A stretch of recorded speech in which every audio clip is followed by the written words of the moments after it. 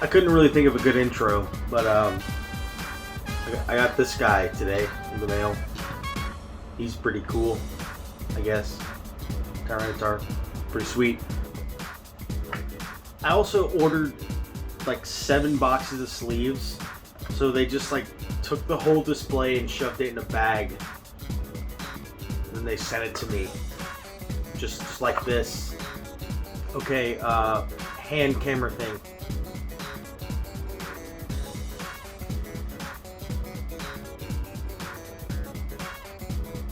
Good God, that's cringe. Bruh. Want to tell me how this guy landed perfectly like this? So what's up, simps? The worst duelist here. So today I'm actually going to be updating my METALFOE deck profile. Your boy is fine, by the way.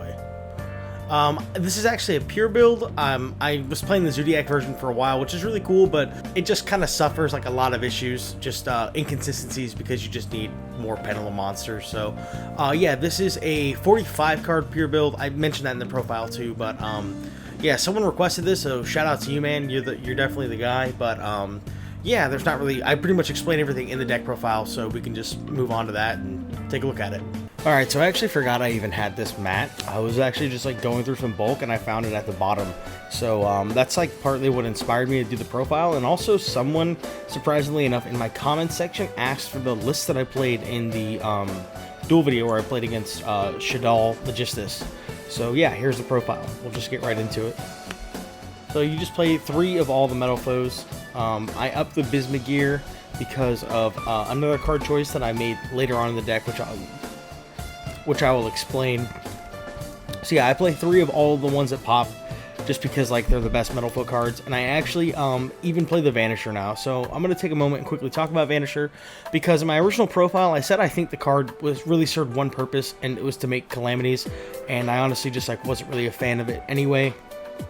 But something I did not consider is counter, because this card just needs to be summoned by the effect of a METALFOE card, and you know, obviously it does have its downside where you cannot actually pendulum summon it, and the scale effect is like mostly useless. I imagine there's some applications where it could be good, but yeah, it basically, by playing this card and playing counter, it makes your hands where you don't open Magician Souls just leagues better, because you can at least set up a pop and a banish, and the Mithrilium can float for you as well through counter and the quick play fusion and like Bismugear and face search and stuff, which is just another reason why we added the 3rd Bismugear, so that we could more consistently have the end phase search. And of course ParaMetalFoes helps with or rather the Melcaster helps with regaining card advantage through its own effect as well, which is very nice. Also, something else that's cool, if it ends up going to the graveyard for some reason, the Mithrilium can float and retrieve it for you, which is really sweet. So yeah, on second thought, actually after playing and testing with it, the Vanisher is actually quite nice. So yeah, moving on.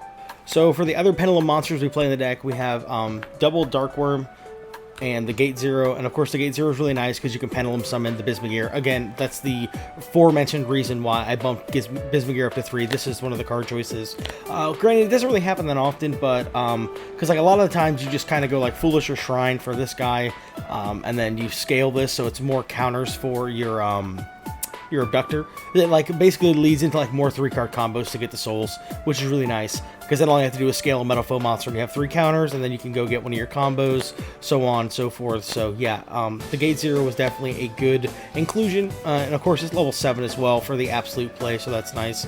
And then we play the 3 Abductor. Like I said, you know, Abductor searches Magician Souls, and you know the build these days is pretty much centered around Magician Souls because of the way it interacts with combination, draw 2, search 2, really good. You know, a very big problem the deck has, of course, is whenever you commit to the Magician Souls play, Gamma just fucking kind of ruins your whole life.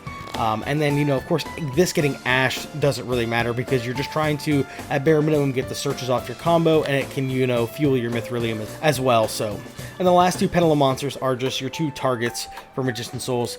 The Jackal King, of course, is very good because if you draw it, you can Pendulum Summon it. It's also like a pseudo low scale. Of course, you're kind of missing out on a majority of the METALFOE monsters, but you can at least like Pendulum Summon your Volflames and your Melcasters. So yeah, that's cool. And of course, the Monster Negate is always very nice. If you do end up Pendulum Summoning it, you get like an extra negate on the board. The Dissolver, for those of you who don't know, basically what it says is during your main phase, you can fuse with your scale. So you make Vortex. It's really good for going second, and of course, going first, it like just allows you to make Vortex a lot easier because Vortex just takes an oddized monster and a Pendulum monster, so that's really cool. Definitely something that I overlooked during my first profile. Don't get me wrong, like Endymion's fine, but it's a lot harder to set up Endymion with Selene, so yeah. I kind of decided to cut it and just go with a Dissolver instead. The main downside of the card is you can't actually Pendulum Summon it because it's a level 8, so that sucks, but you know, whatever. Oh, and the scale effect like never comes up, but you know. Last monster of the deck is just Triple Gamma.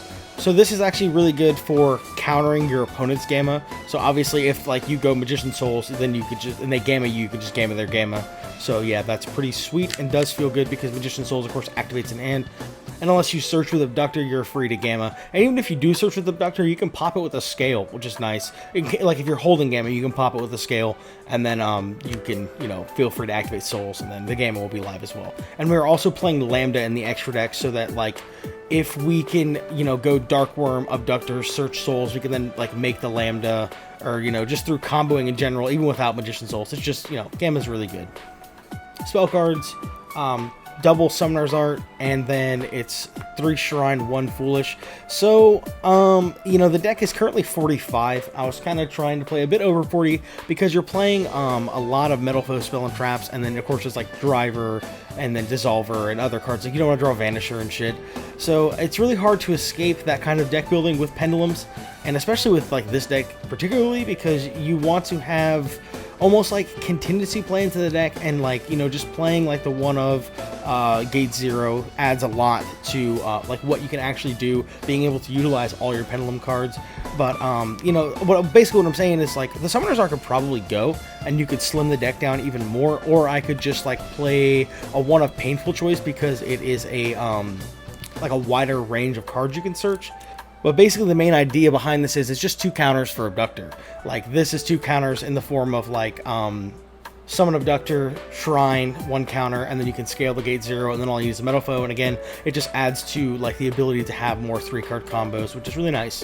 So yeah, that's definitely cool. I'm really glad I included this. The Summoner's Arts will always be fine, but like the only target without the Klee package is the Volflame. So in the future, it may become just cut 1 and play 1 decision, but because I definitely wouldn't want to play 2 decisions, even though like you can discard subsequent copies of like any of these options with Magician Souls. You just don't always have Magician Souls, and that's just like a sad truth about playing the deck. And the last cards are just your METALFOE Spell and Traps. So you know, the Fusion, the Quick Play, the Para-METALFOEs, the double combo for the Magician Souls combo, and then the man, I said combo like way too many times, and the 1 counter. So yeah, the counter was definitely something that I was considering anyway, even without Vanisher, just because of the recursion play. But then, you know, thinking on it more with Vanisher, it basically turns into an interruption and a recovery play, which is nice. Granted, one of your cards has to be destroyed, but it's by battle or card effect, so, you know, at the very least you can go in battle phase and attempt to Vanisher. But, you know, of course by then your opponent's more likely to have a negate. Either way, the counter is really good, so yeah. But yeah, there's not much more to say about these cards. They're just, you know, you kind of have to play at bare minimum these ones. But yeah, the counter's been really, really good in my more recent testing. Because like I said before, it just makes your boards without Magician Souls a lot better. So the extra deck, 1 Spider, 1 Lambda, 1 IP, 1 Cross Sheep, 1 Selene.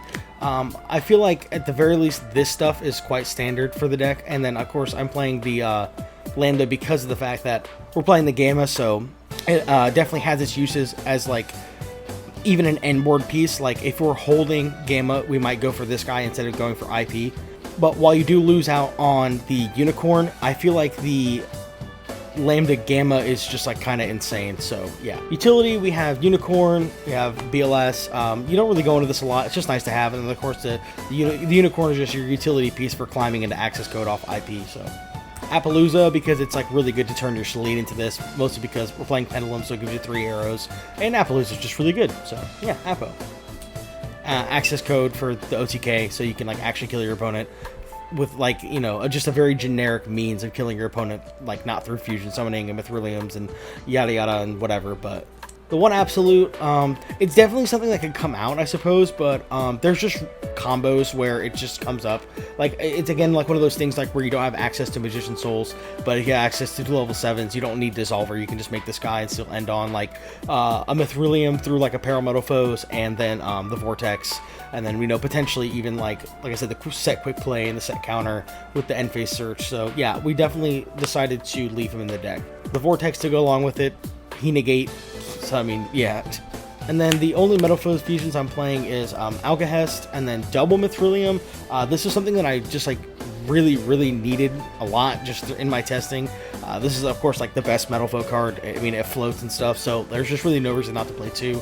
And then I'm actually playing the Azort list because it's an interruption with the quick play. So like that's kind of what I mean. Whenever you're ending on those lackluster boards, you have at least like Azort list pop, and then you have like Vanisher banish. So, and like I said, you can even have the Vortex sometimes, so that's nice as well. And also the Azort list going to the scale is like super fucking crazy good, because usually before you end your turn you end up popping the Bismugear to get either the quick play or the counter. So if this, you know, dies, you can immediately just put it back in the scale that Bismugear is in, and then you have completed scales again, because you more often than not will have your 1 scale still. So unless, of course, you go for the Dissolver play, in which case you'll fuse with it. But either way, you'll have completed scales if this guy dies, because you have counter in the grave if you do have full combos. So, yeah, definitely cool. I'm really glad I added in the Azort list.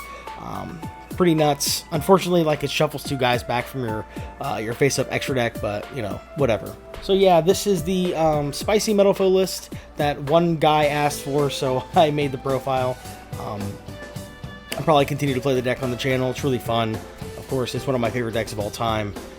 I could probably go on for a really long time talking about METALFOEs, but I definitely won't. If anyone wants to see a combo video, I guess I could make one, but it's like one of those things, it's Pendulum, so there's not a lot of clear-cut combos. It's very similar to how Dragon Link plays right now, except Dragon Link's like way better, but you know, yeah, so that's the spicy METALFOEs deck profile. That's all I got for you, Simps. I'll see you next time.